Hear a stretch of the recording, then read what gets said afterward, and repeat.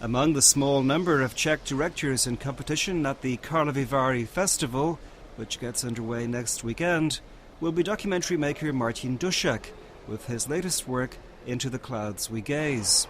The witty filmmaker, who comes from the North Bohemian town of Česká Lípa, suggests as the starting point for our tour of his Prague, the place where he works. One of the city's most distinctive functionalist structures, it's a large building by Vltavská metro station, owned by developer Orco and currently home to rather rough and ready office spaces. Well, right now we are in kind of a big hall in the amazing building which was built here in Prague in, I think, 20s, and it used to be a central place for some electrical company, and now it's been turned into kind of offices for independent designers, artists, maybe journalists, and kind of these people who can meet here and work in their offices, pay a bit too high rent for some of them, and enjoy the bad air condition, which makes the place very cold in the winter and very hot in the summer, because the air condition system comes from 20s. And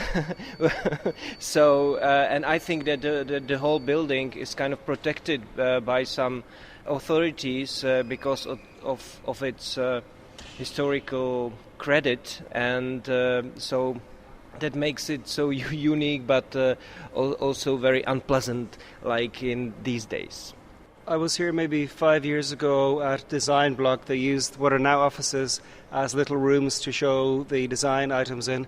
Is this space kind of temporarily being used by people like yourself as offices, or is it going to be permanently like this? Well, we don't know really. It's been said, I think 2 or 3 times during the last 2 or 3 years that the whole project is gonna end very soon, but still it's working like that, so we don't know. But I have heard the rumors that it will be closed in next year, next spring, so we will see. And I think that the developer, the company, they want to turn it into some posh offices with some high rent and everything, so we will have to find another places. Also, I've seen this space used several times in Czech films and on TV. Yeah, in this series České století, I don't know. Czech Century. Czech Century, right. And in some advertisements, because it's very designy and still in the original state. It reminds me a little bit of a ship in its design, but also like a prison. It looks a bit like a prison with these single rooms with kind of walkways overlooking a large space. Yeah, it's a ship full of prisoners floating on the Vltava river, and we don't know where it's heading. You were saying that many people work here, like designers, journalists, filmmakers like yourself. Is there a kind of community here? I think there were some attempts to get the people more together, some film project that everybody would participate in, but at the end I think it depends on the people, and they are developing some groups. I'm sharing the office with editor Janka Vlčková, who is really great, one of the best Czech editors doing documentaries and feature films. And we met here these graphic designers who call themselves ex-lovers, and they become our friends, and we are working on the projects together now. What about outside the building? Because when you go out onto the street, well, it's not a street, you're almost on the Magistrala, the main road that runs through Prague.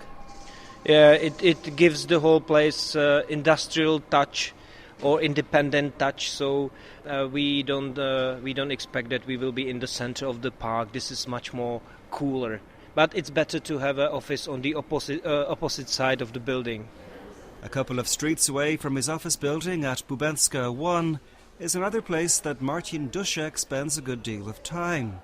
The sparely decorated, airy and very pleasant Kavarna Liberal in Hlešovice. Over a cool glass of Unětice beer, the 30-something documentary maker explains the place's appeal.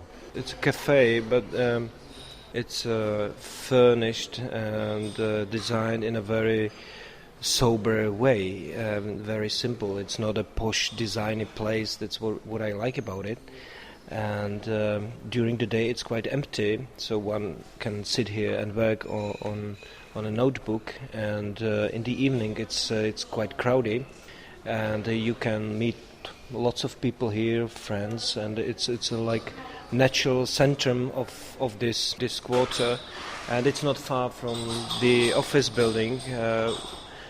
So it's for us. It's our favorite evening target. Also, it strikes me as not being a typical Czech place. It reminds me of somewhere, I don't know, in another European city, maybe Berlin. Well, maybe it's a bit Vienna type cafe, right? And also they started to cook here only some pasta, but it's really good for a good price. And the beer is great here also. They have my favorite beer, Unětice. Yeah, Unětice. There used to be this Unětická kultura, Unětice culture, some ancient culture from the Bronze times, or how is it called in English? The Bronze Age. Bronze Age, right? So the beer is really, perhaps here for it's been tested for a very long time. Generally speaking, what do you think makes a good cafe? I like places which are not pretentious. They don't pretend something that they are not, and with a good beer and coffee, of course, mainly because still it's not a natural way to have a good coffee in a cafe. In this country, in general, you mean? Yeah, in this country, not in Italy, of course. And also, it must be a place where some other people are coming, so you can meet naturally. And a place where you can meet always somebody. What I think is key to a good cafe is big windows. Seriously, you can't have a good cafe without big windows. That's true, so that you can watch the bus on the street. I don't mean bus like a bus, but a buzzing street, maybe with a bus. Well, that's the typical Czech sense of humor on some very low level. And what about old-style pubs? Have you got any favorite pubs in Prague? Well, I have to think. I haven't been in a real pub for a long time. We used to go to Uhoutku in Žižkov when I was studying at the journalistic school. They had a good beer and fried cheese with fries, but yeah, I've always been more a cafe guy than a pub guy. But what's interesting that the beer belly has developed in a cafe as well. Well, I've got to say, when I first came to Prague, I loved all these old-style pubs. But there came a time where I decided I just don't like those places with the green tablecloths, very smoky, smelly toilets. Yeah, it's when you get older, when you are getting older, you need some more cultivated environment to be in, especially when you are very often in those places and you are spending most of your time there. For the final stop on our trip around Martin Dušek's Prague, he and I hop on a number 17 tram from Holešovice down to the Náplavka embankment on the river Vltava. There we enjoy decent and inexpensive fish soup at a narrow wooden restaurant simply named Vltava, a spot that long predates the Riverside Strip's relatively recent elevation to hipster hangout.